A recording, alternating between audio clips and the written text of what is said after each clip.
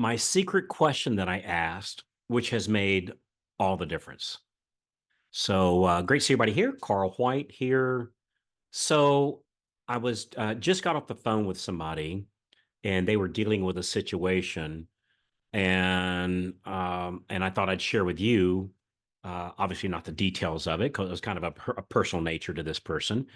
But it was a friend of mine, branch manager in the state. Well, I'm not even gonna say the state, but anyway, friend of mine, branch manager, dealing with a situation, and um, and here's the bottom line of what he was dealing with. So, look, we all know to close more loans in less time, right? Closing more loans, less time. That's the Holy Grail. You're going to need some help, and I think pretty much everybody knows I'm running a mortgage branch of my own, and my personal mortgage team closes hundreds of loans each and every month. And sometimes people say, "Well, Carl, that's not fair. You have help." Well, of course I have help, right? Like everybody that's successful does. I mean, if you look like Ford Motor Company, Henry Ford had help. Apple Computer, the two Steves had help. McDonald's, Ray Kroc had help, right? Nike tennis shoe, whoever that is. I don't even know who that is. They had help. If they didn't have help, my guess is we wouldn't know who Ford is, who Apple is, who Nike is, or who McDonald's is. And maybe not knowing McDonald's might not be such a bad thing for humanity. But you get the idea. You got to have help, right? But the problem is, what happens when the help's not working out well? So I was sharing with this lady or with this person um, my secret question. And here's my secret question, like when I'm dealing with my team members. I think the key is asking ourselves, do I have the right person helping me? Do I have the right person helping me? Or if I'm interviewing somebody to help me, what's an indication I'm talking to the right person, right? Where we're interviewing, are we talking to the right person or not? And here's the secret question I ask. So I look at every person on my team, both on the training team and on the mortgage team, and I ask this question: if this person wasn't here, would I break out in a cold bead of sweat? If this person worked for my competitor, would I be worried? And if you wouldn't be worried, then that individual is probably not as talented as you might think. Right? That's what I was sharing with this branch manager that I was talking to. And so you have to ask yourself this question about every employee, every team member, every assistant that's currently working with you now.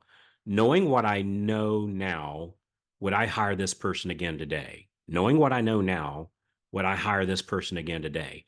And if the answer is no, then you're probably just holding on to them because of the perceived pain of letting them go.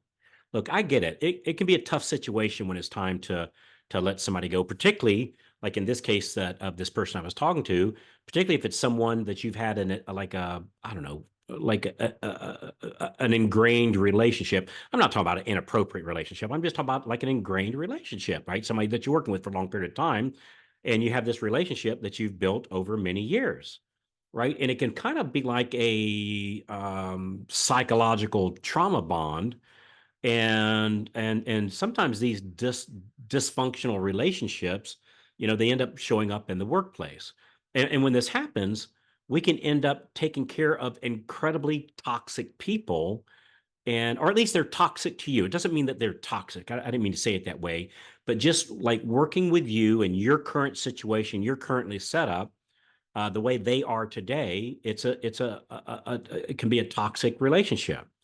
And oftentimes, I found we didn't even know it until somebody else points it out. And I tell you something that I've learned, and boy, this has been a very painful lesson over the years. Rotting food doesn't get better with age; it gets worse. Rotting food doesn't get better with age; it gets worse.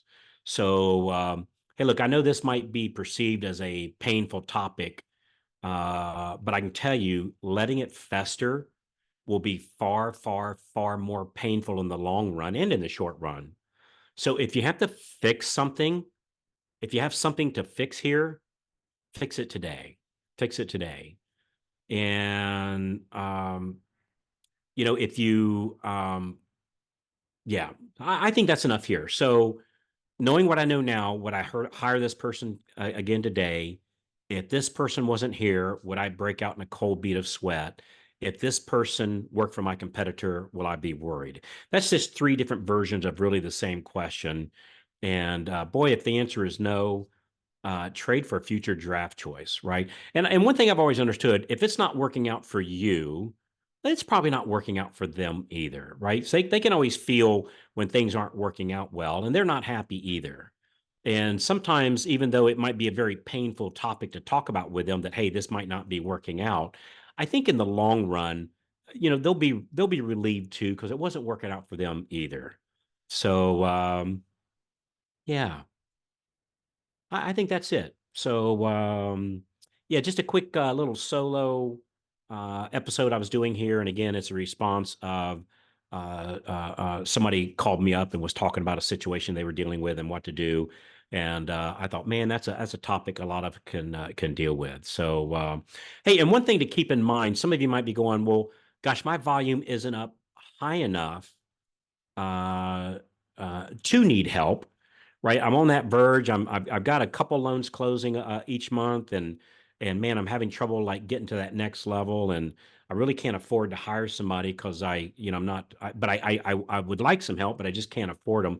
Understand that, like when I add my help, um, it's very possible, in fact, very likely, that the best scenario for you might be to share somebody, right? So you share an assistant. In other words, maybe there's four of you and four loan officers, and let's say you're each closing a couple loans a month.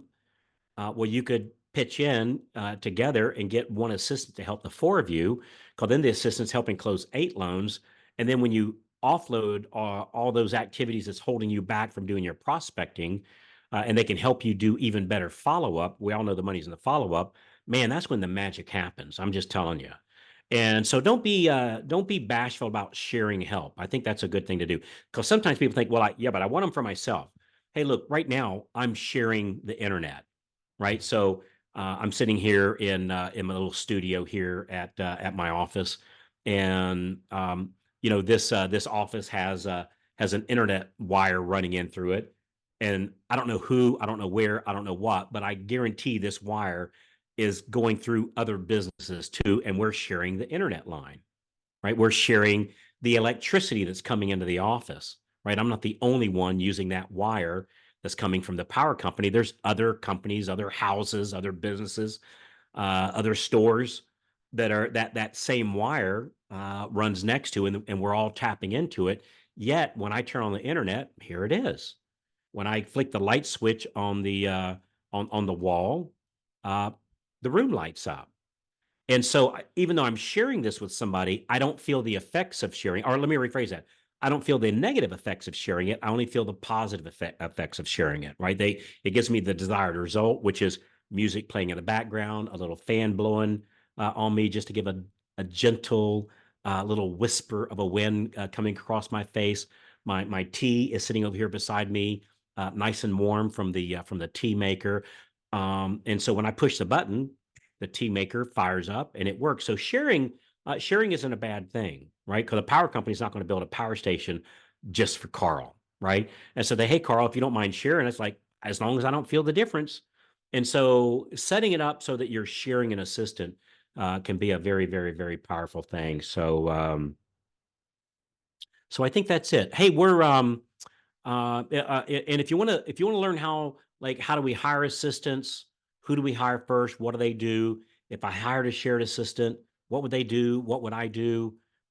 We'd love to map that out for you. Just go to freedomclubdemo.com, freedomclubdemo.com, and either myself or Kristen or probably either myself or Kristen, or maybe Lucas, one of the three of us would love to jump on and a Zoom call, and we'll map it out for you step by step of depending upon what level of business you're at, how much help do you need, what would they do, what would you do, and just really map out like an action item. So yeah, just go to freedomclubdemo.com, and that'll take you.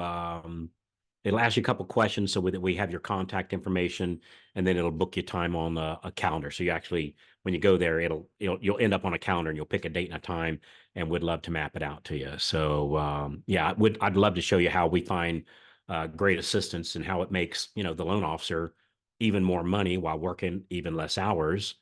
And it makes the company more money, and it helps you help even more families than ever, right? So biggest no brainer ever. And so we're happy to map this out for you. So, all right. So we'll just call this a random act of coolness. Thanks a lot for letting me be a part of your day. I sincerely appreciate it. It's a true honor. Hey, and boy, I if we always welcome those reviews. And so if you're watching this, whatever platform you're on, if you give us a review, just an honest one, I'd really appreciate it. So thanks so much, and we'll talk to you when you call in, and we'll see you on the next episode of Loan Officer Freedom. Thanks again. I'll see you later. Bye bye.